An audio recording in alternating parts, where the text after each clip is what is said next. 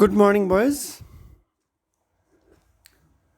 আমি AG sir, lecturer, department of biology, Saint Gregory's high school and college. আশা করছি সবাই খুব ভালো আছো, সুস্থ আছো। আজকে রক্ত সঞ্চালনের আরেকটি ক্লাস আমরা করতে যাচ্ছি এবং আজকে আমাদের ক্লাসের বিষয়বস্তু হচ্ছে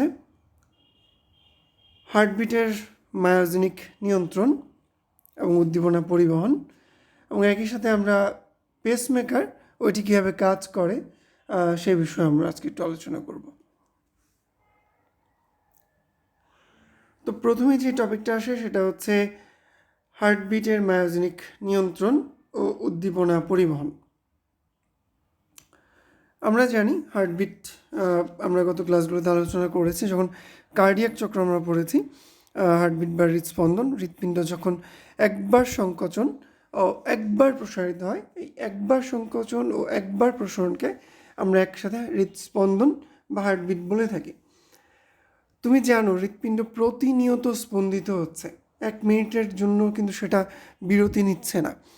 এই যে প্রতিনিয়ত এটি সংকুচিত হচ্ছে, প্রসারিত হচ্ছে, যার ফলে আমাদের সারা দেহে রক্ত সঞ্চালিত হচ্ছে এবং এই রক্ত সঞ্চালনের ফলেই আমাদের দেহের বিভিন্ন অংশে অক্সিজেন সাপ্লাই হচ্ছে, কার্বন ডাইঅক্সাইড দেহ থেকে বের হচ্ছে, তাপ, পানি, তোমার হরমোন, এনজাইম, বিভিন্ন কিছু খাদ্যের বিভিন্ন অংশ সেগুলো দেহের বিভিন্ন জায়গায় পরিবাহিত হচ্ছে।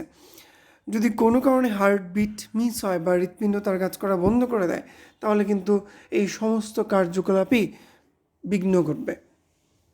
তাই অবশ্যই হৃৎপিণ্ডের স্পন্দন তথা হৃৎপিণ্ডের এই যে রক্ত সঞ্চালন, সেটা প্রতিনিয়ত হওয়াটা আমাদের জন্য মঙ্গলজনক।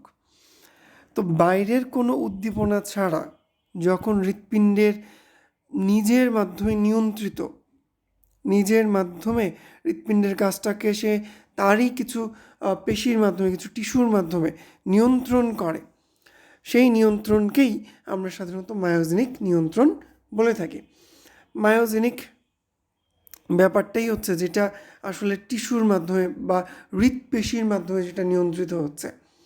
এখানে উল্লেখ্য যে হৃৎপেশিতে এমন কিছু সংযোগী টিস্যু আছে যারা হৃৎপেশিতে অবস্থান করে এক ধরনের ইলেকট্রিক্যাল সিগন্যাল বা বৈদ্যুতিক তরঙ্গ তৈরি করছে, যার মাধ্যমে আমাদের হৃৎপিণ্ড প্রতিনিয়ত স্পন্দিত হওয়া বা হার্টবিট হওয়ার যে ব্যাপারটা সেটা ঘটছে। যদি কোনো কারণে এই নিয়ন্ত্রণ, মায়োজেনিক নিয়ন্ত্রণ কমে যায় বা এই ইলেকট্রিক্যাল সিগন্যাল যে তৈরি হওয়াটা সেটা যদি কমে যায় বা সেটা যদি ট্রান্সফার হওয়া কমে যায়, তাহলে যেটা হবে হৃদস্পন্দন কমে যাবে। হৃদস্পন্দন যদি কমে যায় তাহলে কিন্তু আমাদের দেহে রক্ত প্রবাহের হার কমে যাবে, রক্তের গতি কমে যাবে, সেক্ষেত্রে দেহে বিভিন্ন রকমের শারীরিক সমস্যা দেখা দিবে। সেগুলো কী হবে, সেগুলো থেকে উত্তরণ পাওয়া যাবে, সেগুলো আমরা আস্তে আস্তে আলোচনা করব। তো আমি যেটা বলছিলাম যে হৃৎপিণ্ডের যে বিশেষ পেশিগুলো তোমার এই হৃদস্পন্দনে সাহায্য করে, বাইরে কোনো উদ্দীপনা ছাড়া তারা নিজেরাই এক ধরনের সিগন্যাল, ইলেকট্রিক্যাল সিগন্যাল তৈরির মাধ্যমে হৃদস্পন্দনে সাহায্য করে, তাদের আমরা বলি সংযোগী টিস্যু বা জাংশনাল টিস্যু। সেই সংযোগী টিস্যু এবং জাংশনাল টিস্যু আছে মোট 4 রকমের। একটি হচ্ছে এসএএন বা সাইনোঅ্যাট্রিয়াল নোড, একটি হচ্ছে এভিএন বা অ্যাট্রিওভেন্ট্রিকুলার নোড, একটি হচ্ছে বান্ডেল অফ হিজ, অপরটি হচ্ছে পার্কিনজি ফাইবার বা পার্কিনজি তন্তু। তো সাইনোঅ্যাট্রিয়াল নোড তুমি স্ক্রিনে দেখতে পাচ্ছ যে ডান অলিন্দ দিয়ে আমরা জানি দেহের যত কার্বন ডাইঅক্সাইড সমৃদ্ধ রক্ত ডান অলিন্দ দিয়ে হৃৎপিণ্ডে প্রবেশ করে।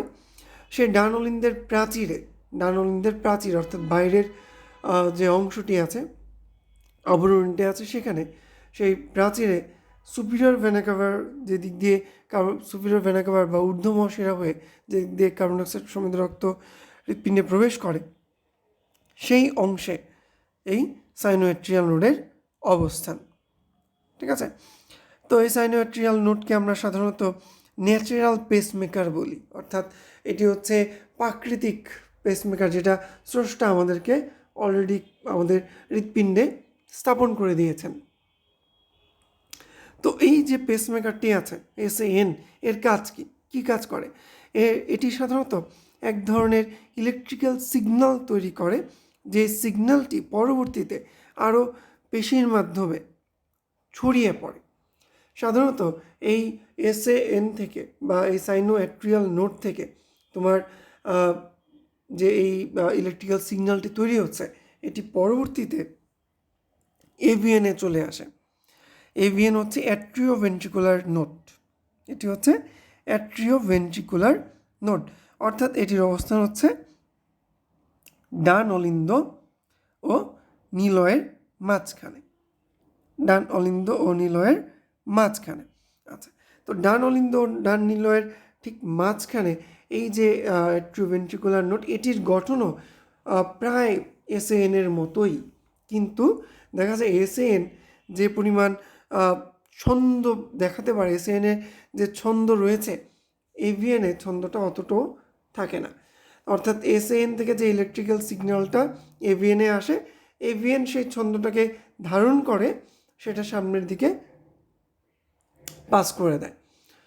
ঠিক আছে, তাহলে ব্যাপারটা একটু আবার খেয়াল করো। SAN থেকে একটি ইলেকট্রিক্যাল সিগন্যাল তৈরি হচ্ছে, যেটি AVN রিসিভ করছে, রিসিভ করে সে সামনের দিকে কোথায়?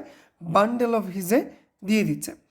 বান্ডেল অফ হিজ অবস্থান করে ডান নিলয় ও বাম নিলয়ের ঠিক মাঝখানে, অর্থাৎ ডান নিলয় ও বাম নিলয়ের মাঝখানে যে প্রাচীর আছে সেইখানেই এই বান্ডেল অফ হিজের অবস্থান। বিজ্ঞানী হিজ এটি আবিষ্কার করেছিলেন, তাই তার নাম অনুযায়ী এখানে যে তন্তুগুলো অবস্থান করে তার নাম অনুযায়ী এখানে এই তন্তুগুলোকে একসাথে বলা হয় বান্ডেল অফ হিজ। তো AVN থেকে এই ইলেকট্রিক্যাল সিগন্যাল চলে আসে বান্ডেল অফ হিজ, এবং বান্ডেল অফ হিজ থেকে এই উদ্দীপনা দুই ভাগে বিভক্ত হয়ে ডান দিকে পারকিনসি ফাইবার এবং বাম দিকে পারকিনসি ফাইবারের মাধ্যমে ডান নিলয় ও বাম নিলয়ের প্রাচীরে ছড়িয়ে পড়ে। অর্থাৎ বান্ডেল অফ হিজ থেকে উদ্দীপনা পারকিনসি ফাইবারের মাধ্যমে নিলয়ের প্রাচীরে ছড়িয়ে যাচ্ছে, এবং নিলয় বুঝতে পারছে যে তার কখন সংকুচিত ও প্রসারিত হতে হবে। তো যদি এই উদ্দীপনা কমে যায় কোনো কারণে, যদি SAN বা সাইনোঅ্যাট্রিয়াল নোড থেকে এই ইলেকট্রিক্যাল সিগন্যাল উৎপন্ন হওয়া কমে যায়, এটার হার যদি কমে যায়, তাহলে কি হবে? তাহলে যেটা হবে, AVN এখানে একটা সাপোর্ট দিবে। AVN চেষ্টা করবে SAN-এর মতো করে সে একটা উদ্দীপনা তৈরি করার জন্য, কিন্তু আমি আগেই বলেছি AVN থেকে তৈরি হওয়া উদ্দীপনা বা ইলেকট্রিক্যাল সিগন্যাল SAN-এর মতো পাওয়ারফুল হবে না। সেক্ষেত্রে দেখা যাবে আমাদের রক্তের যে রক্তের গতি সেটা কিছুটা কমে যাবে, আমাদের হৃৎপিণ্ডের যে স্পন্দন, হার্টবিট, সেটা একটু দুর্বল হয়ে যাবে। এতে করে হৃৎপিণ্ডের বিভিন্ন ধরনের রোগ সহ দেহে বিভিন্ন ধরনের কিন্তু শারীরিক ত্রুটি বা শারীরিক সমস্যা দেখা দিতে পারে। তো এখন আমরা একটু জেনে নিই যে এই জাতীয় কারণে কি ধরনের ত্রুটি দেখা যায়। সাধারণত হৃদস্পন্দন কমে গেলে হৃৎপিণ্ডের বেশ কিছু রোগ আমরা এই চ্যাপ্টারে আলোচনা করব, যেমন angina, heart attack, heart failure সহ আরও কিছু ব্যাপার।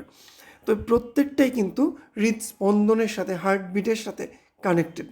তো যদি মায়োজেনিক নিয়ন্ত্রণ কমে যায়, হার্টবিট দুর্বল হয়ে যায়, তাহলে কিন্তু হৃৎপিণ্ড আক্রান্ত হবে, এবং যার ফলে আমরাও শারীরিকভাবে দুর্বল হয়ে যাব। তাহলে কি করতে হবে?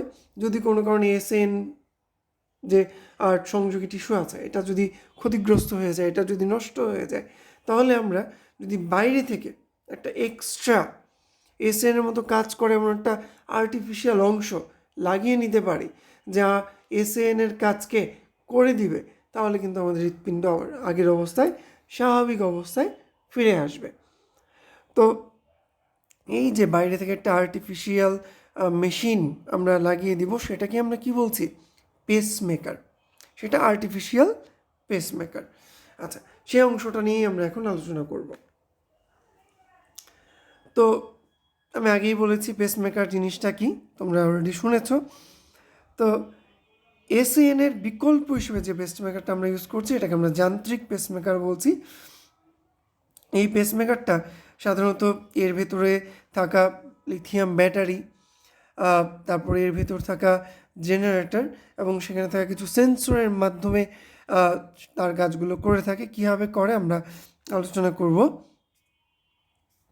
দেখা যায় লিথিয়াম ব্যাটারি যে বিদ্যুৎ উৎপন্ন করছে বা যে বৈদ্যুতিক তরঙ্গ উৎপন্ন করছে, সেই তরঙ্গ জেনারেটরের মাধ্যমে বা জেনারেটরকে সঞ্চিত হচ্ছে এবং আমাদের সব হৃৎপিণ্ডে কিন্তু সবসময় একটা একই গতির ইলেকট্রিক্যাল সিগন্যাল প্রয়োজন নেই। যখন আমার শরীরের টেম্পারেচার কম বেশি হতে পারে, আমার শরীরের শ্বসনের হার বা শক্তি উৎপাদনের হার কম বেশি হতে পারে, আমার শরীরে দেখা যাচ্ছে বিভিন্ন সময় এক এক সময় হৃৎপিণ্ডের গতি এক এক রকম হয়। আমি যদি দৌড়াই হৃৎপিণ্ডের গতি বেড়ে যাবে, আমি যখন ঘুমিয়ে আছি আমার হৃৎপিণ্ডের গতি কম থাকবে। অর্থাৎ যে সময় যে হারে হৃৎপিণ্ড কাজ করবে সেই পরিমাণ ইলেকট্রিক্যাল সিগন্যালই এই জেনারেটর তার মধ্যে থাকা কম্পিউটার চিপের মাধ্যমে নিয়ন্ত্রণ করে হৃৎপিণ্ডে পাঠাবে। ওকে, অর্থাৎ এখানে একটা ভেতরে কম্পিউটার চিপ আছে, যে কম্পিউটার চিপটা আমার শরীরে কখন কী কাজ হচ্ছে, কতটুকু ইলেকট্রিক্যাল সিগন্যাল এখানে প্রয়োজন, সব কিছুকে সে মনিটর করছে কতগুলো সেন্সরের মাধ্যমে। ঠিক আছে, এবং একজন ডাক্তার যদি মনে করে যে আমি পেসমেকার লাগানো একজন ব্যক্তিকে চেক করব, সে কিন্তু বাইরে থেকেই ওই ব্যক্তিকে চেক করতে পারবে, কারণ ওই ব্যক্তির বুকের চামড়ার নিচে যে পেসমেকারটি বসানো আছে, সেই পেসমেকারটির ভেতরে যে কম্পিউটার চিপ আছে তা বাইরে থেকে নিয়ন্ত্রণযোগ্য, তা বাইরে থেকে পর্যবেক্ষণযোগ্য। তো এইভাবে আমরা পর্যবেক্ষণ করে বা দেখে আমরা এটাকে নিয়ন্ত্রণ করতে পারি এবং বুঝতে পারি যে ব্যক্তির বর্তমান অবস্থা কী। ওকে, তো সাধারণত একটি পেসমেকার দেখা যায় 5 থেকে 10 বছরের মতো টিকে থাকে এবং সাধারণত বুকের বাম পাশের হৃৎপিণ্ডের ওপরে, বুকের চামড়ার নিচে বা অনেক সময় আমাদের যে উদর গহ্বর আছে সেখানেও উদর গহ্বরের ভেতরে ফাঁকা জায়গায় এই পেসমেকারকে বসানো হয়ে থাকে। তো আশা করছি তোমরা পেসমেকার ব্যাপারটা ক্লিয়ার হয়েছ। তোমাদের যদি তাও কোনো প্রশ্ন থাকে পেসমেকার রিলেটেড, প্রশ্ন করবে, আমি চেষ্টা করব উত্তর দেওয়ার জন্য। তো মনে রাখবে এই মায়োজেনিক নিয়ন্ত্রণ এবং এই পেসমেকার উভয়ই একে অপরের সাথে সম্পর্কযুক্ত, যে কারণে এই দুইটি আমি একসাথে পড়িয়েছি। তবুও পরের ক্লাসগুলোতে আমরা heart attack, heart failure, angina এই বিষয়গুলো নিয়ে আলোচনা করব। ঠিক আছে, তো আজকের ক্লাস এতটুকুই ছিল। সবাই ভালো থাকো, সুস্থ থাকো, নিজেরা নিরাপদে থাকো, নিজেদের পরিবারকে নিয়ে নিরাপদে থাকো। সবাইকে ধন্যবাদ।